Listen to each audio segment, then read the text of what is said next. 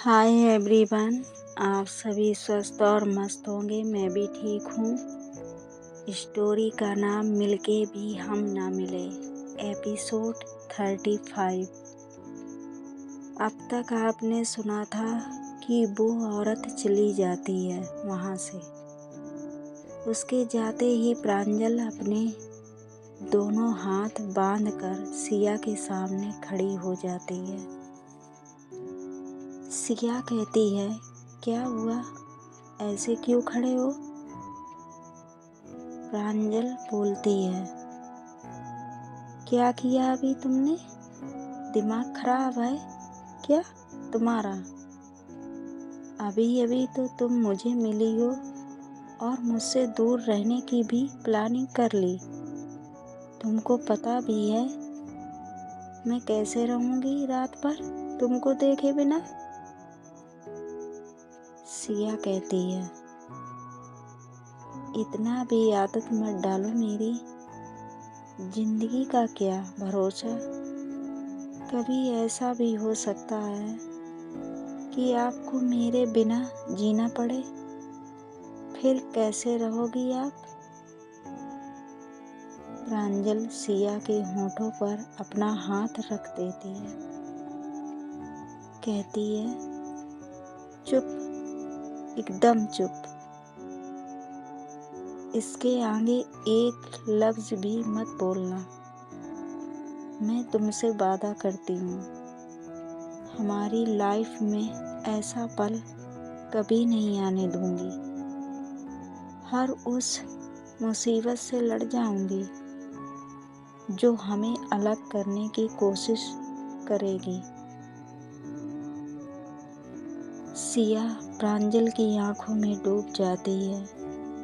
उसकी बातों में कितनी सच्चाई होती है। वो प्रांजल की आंखें बता रही थी जिसे सिया पढ़ने की कोशिश कर रही थी। दोनों एक दूसरे की आंखों में खो जाते हैं और एक दूसरे के करीब आने लगते हैं। प्रांजल सिया के बिल्कुल करीब होती है, इतनी करीब कि सिया उसकी सांसों को साफ साफ महसूस कर पा रही होती है। तभी वो बूढ़ी दादी माँ आ जाती हैं।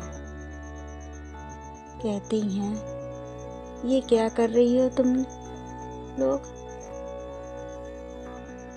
प्रांजल तुरंत सिया से दूर हो जाती है। सिया भी होश में आती है। वो अपनी नजरें इधर उधर करने लगती है।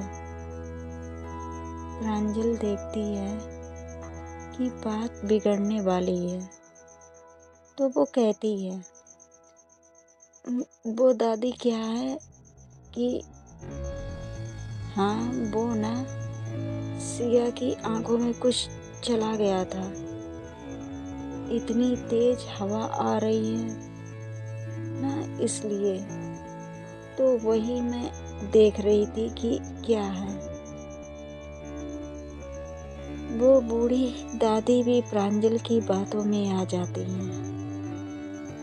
वो सिया के पास जाती हैं और उसे एक लेप देती हैं। कहती हैं, लो बेटा, इसे जहाँ चोट लगी है वहाँ लगा लेना। ये जड़ी बूटियों का लेप है, इससे घाव जल्दी भर जाएंगे। सिया उसे ले लेती है। बूढ़ी दादी प्रांजल से कहती है, ओ लड़की, तुम चलो मेरे साथ, वैसे भी बहुत रात हो गई है। प्रांजल को बहुत गुस्सा आ रहा होता है। वो मन ही मन उस बुढ़िया को कोस रही होती है। प्रांजल जाने लगती है तो सिया कहती है, प्रांजल सुनिए,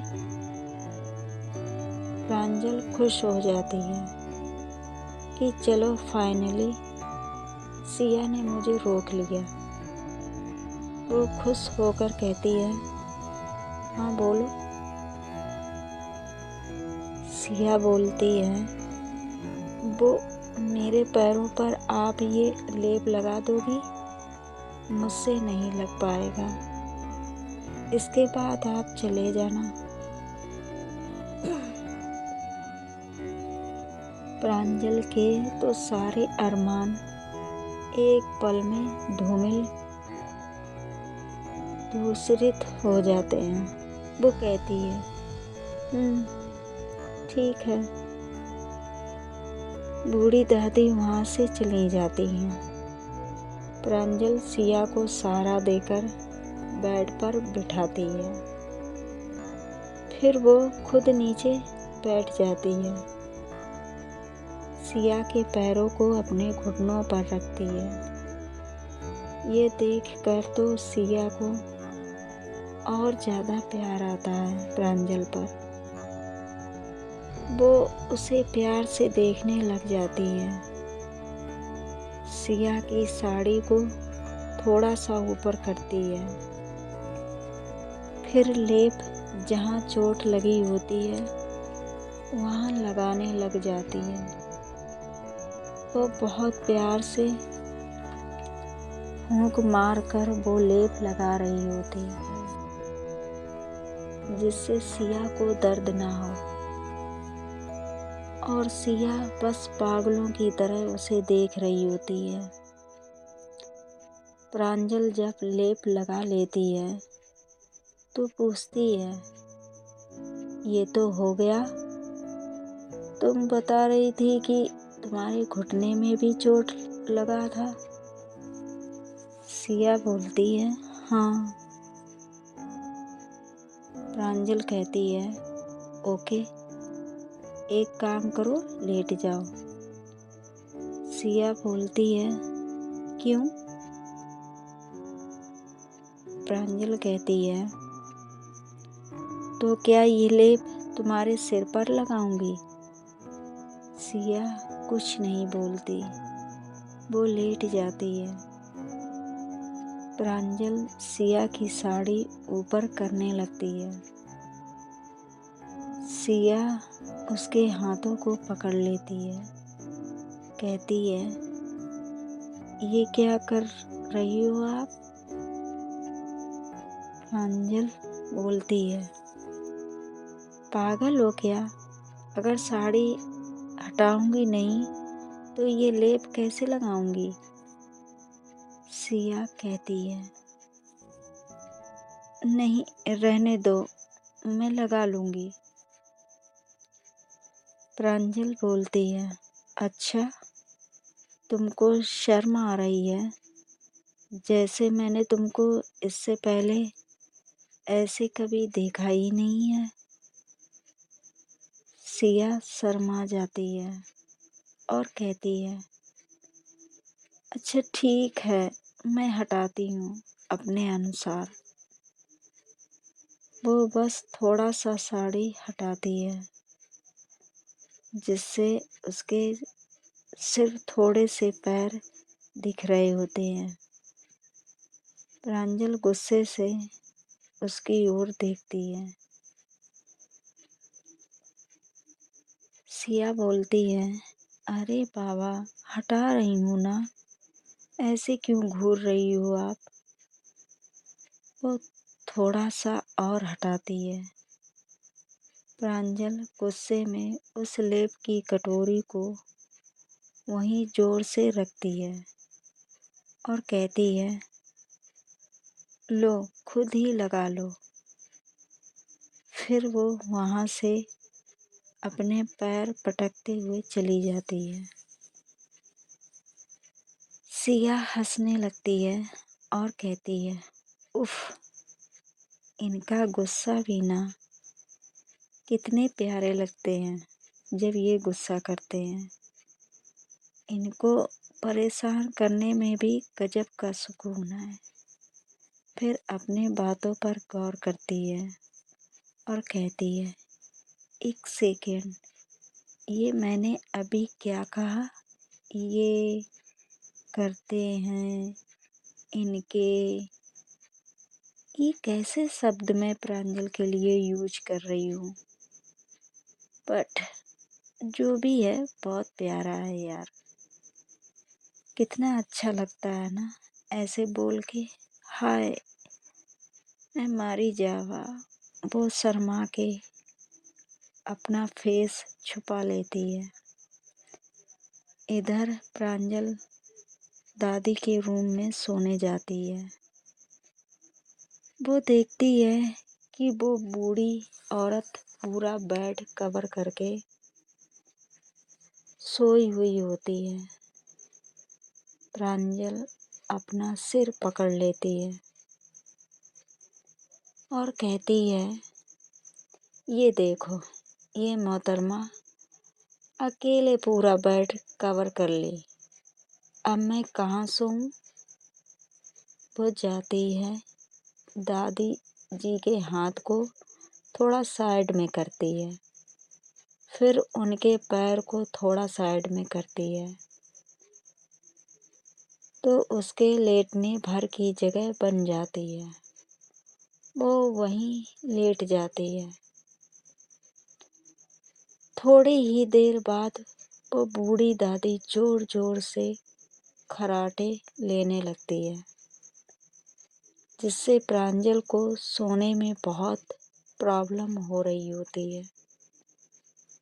वो अपने दोनों कानों को जोर से बंद कर लेती है, लेकिन फिर भी कोई फायदा नहीं होता। लेकिन हाँ, दादी जी के खर्राटे और तेज हो जाते हैं। प्रांजल उठकर बैठ जाती है और अपना सिर पकड़ लेती है और कहती है, अब यहाँ तो मुझे नींद आने से रही, मैं नहीं रह सकती यहाँ। मैं थोड़ी देर और रुकी ना यहाँ तो पक्का मेरा सिर दर्द स्टार्ट हो जाएगा। वो वहाँ से धीरे से उठती है, जिससे दादी को पता ना चले। वह धीरे से रूम से बाहर आ जाती है। प्रांजल सोचती है, चलो सिया के ही रूम में सो जाऊं। कहीं जगह देखकर वो जाती है तो देखती है कि सिया चैन से सो रही होती है। वो उसके बेड के पास ही बैठ जाती है और उसे बस देखती जा रही होती है। तभी उसे एहसास होता है कि सिया के माथे पर बारिश की एक बूंद टपकती है। वो ऊपर की ओर देखती है तो पाती है कि पानी छत से टपक रहा होता है, जिसके कारण सिया को सोने में परेशानी हो रही होती है।